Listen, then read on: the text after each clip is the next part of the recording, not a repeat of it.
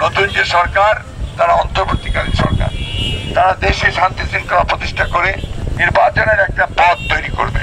সেই নির্বাচনের মধ্যে দিয়ে তখন নির্বাচন হবে, সেই নির্বাচনে রাজনৈতিক দলগুলো প্রতিযোগিতা করবে, যারা নির্বাচিত হবে জনগণের ভোটের মাধ্যমে তারা এই সরকার গঠন করবে।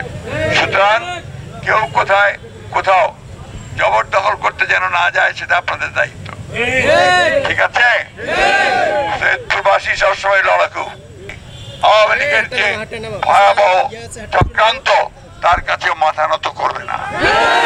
জনগণকে ঐক্যবদ্ধ রেখে সমস্ত প্রতিহিংসার বাইরে থেকে শান্তিময় বাংলাদেশ গঠন করবে, ঠিক আছে? কথা দিলেন আপনারা? বেগম জিয়ার পক্ষের জন্য কথা দিলেন, আরেক রহমানের জন্য কথা দিলেন, ইনশাআল্লাহ।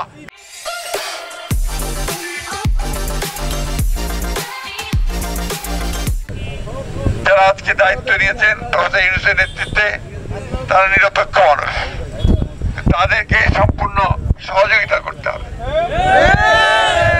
এই মুক্তিকে নস্যাৎ করার জন্য আওয়ামী লীগ আবার ষড়যন্ত্র শুরু করেছে। তারা দেশের বাইরে গিয়ে চক্রান্ত করে এই বিপ্লবকে তারা ধ্বংস করে দিতে চায়। আপনাদেরকে সজাগ থাকতে হবে। তারা আবার হিন্দু সম্প্রদায়ের উপরে আক্রমণ হচ্ছে, হামলা হচ্ছে, এই অভিযোগ তুলে তারা আজকে দেশে একটা নৈরাজ্য সৃষ্টি করতে চায়। হিন্দু, মুসলমান, বৌদ্ধ, খ্রিস্টান আমরা সবাই এই স্বাধীন দেশের স্বাধীন নাগরিক। আমরা বাংলাদেশ জাতীয়তাবাদী দল করি।